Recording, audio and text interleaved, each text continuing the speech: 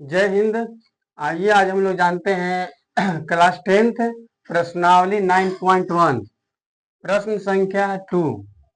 Question दिया गया है, आंधी आने से पेड़ टूट जाता है और टूटा हुआ भाग इस तरह से मुड़ जाता है कि पेड़ का शिखर जमीन को छूने लगता है। तो आइए हम लोग समझते हैं।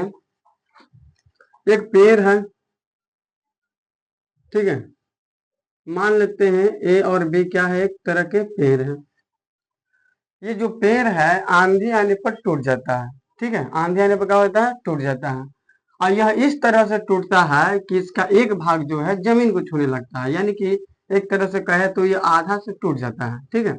यह इस तरह से टूटता है, मान लेते हैं टूट गया, ओके। तो यह इस तरह टूटता है कि यह इसका भाग जो है यानी शिखर जो है जमीन को छूने लगता है, ठीक है। जमीन को छूने लगता है, इस तरह से जमीन को छूने लगता है, जमीन को छूने लगता है। और इसके साथ 30 डिग्री का कोण बनाता है, इसके साथ 30 डिग्री कोण बनाता है, ओके। जब पेड़ का शिखर जमीन को छूता है तो 30 डिग्री का कोण बनाता है। पेड़ के पाद बिंदु की दूरी, जहां पेड़ का शिखर जमीन को छूता है 8 मीटर है। यानी कि पेड़ जिस जगह खड़ा था वहां से अब पेड़ की जो शिखर है जमीन को छूता है वहां तक की जो दूरी है 8 मीटर दिया गया है, ठीक है। 8 मीटर मीटर दिया है। तो पेड़ की ऊंचाई ज्ञात कीजिए, यानी कि हमें ए बी जो पेड़ है इसकी ऊंचाई ज्ञात करना है, ठीक है। ए बी में से जो इसको मान लेते हैं सी, इसको मान लेते हैं डी। ए बी जो एक पेड़ की ऊंचाई थी इसका एक भाग यानी कि ए डी भाग इस तरह टूटा कि जमीन को छूने लगा, ठीक है। यानी कि हमारा टोटल पेड़ की ऊंचाई हो गया ये और ये पेड़ दोनों का हो गया, एक तरह से पेड़ है हमारा, ठीक है। अगर ये दोनों को ऊंचाई यदि ये दोनों पता चल गया तो पेड़ की संपूर्ण ऊंचाई पता चल जाएगी, ठीक है। यानी कि सोल्व मानते हैं, हल करते हैं आगे। ये भी हमारे पेड़ की ऊंचाई है, ये भी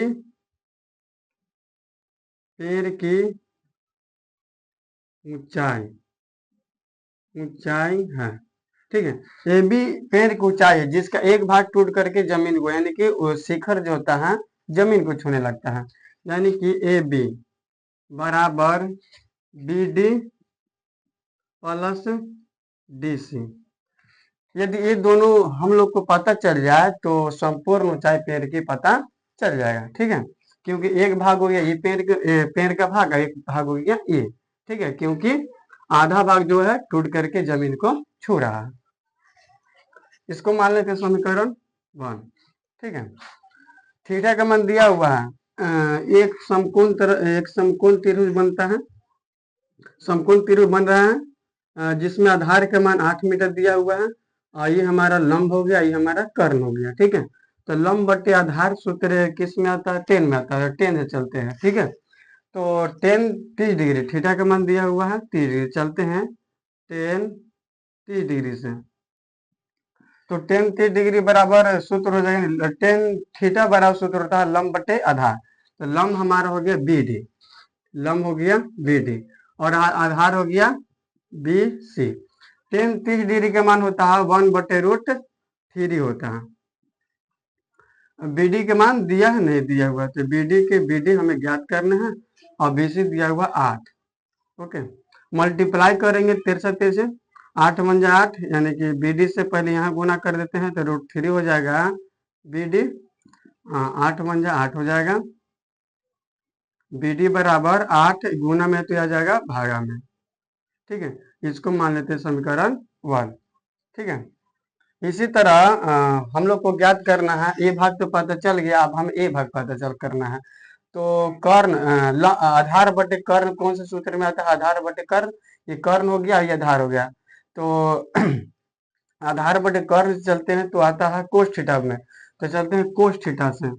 कोस थीटा, थीटा का मान 30 डिग्री है तो 30 डिग्री लेते हैं, कोस 30 डिग्री यानी कोस थीटा बड़ा सूत्र होता है आधार बटे कर्ण। आधार का मान हो गया बीसी, आधार बीसी लिख देते हैं और कर्ण हो गया डीसी। कोस 30 डिग्री का मान होता है √3/2, ठीक है। बीसी का मान हो गया 8 और डीसी के मान ज्ञात करना है हमें। मल्टीप्लाई करते हैं तिरछा तिरछी तो हो जाएगा √3 DC, 8 दूनी के 16। डीसी बराबर हो जाएगा √3 गुना में इधर आ जाएगा तो भागा में 16/√3। इसको मान लेते समीकरण 3। ठीक है, इसको मान लो 2, इसको मान लो 3। ओके। समीकरण 2 और 3 का मान समीकरण 1 में रख देते हैं। ठीक है, समीकरण 2 और 3 का मान समीकरण 1 में रखने पर, समीकरण 1 में रखने पर हमें ये भाग ज्ञात हो गया और ये भाग ज्ञात हो गया। ठीक है, हमें संपूर्ण पेड़ की ऊंचाई ज्ञात करना है, तो यानी कि ए बी ज्ञात करना है, तो ए बी बराबर B D plus D C. B D के मान रख देंगे और डी सी के मान रख देंगे, और रखने के बाद जोड़ देंगे, जो आएगा वो हमारा हो जाएगा आंसर हो जाएगा। ठीक है, आगे बढ़ते हैं। समीकरण 1 है, समीकरण क्या है, ए बी है।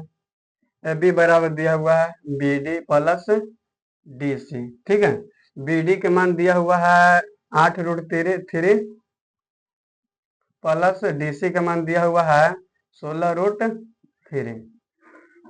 √3 कैल्सियम हो जाएगा √3 बन जाएगा √3 यानी कि हो जाएगा 8।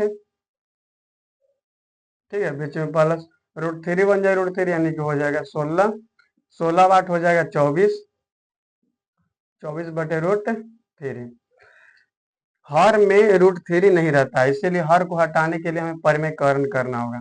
परिमेयकरण कर देते हैं, √3 में √3 से गुना कर देंगे, गुना भाग कर देंगे, जो आएगा वो हमारा आंसर हो जाएगा।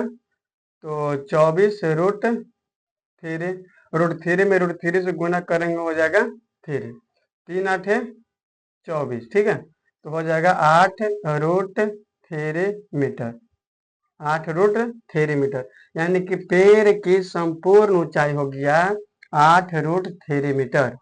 ठीक है, जानकर अच्छा लगा तो चैनल को सब्सक्राइब करें। धन्यवाद।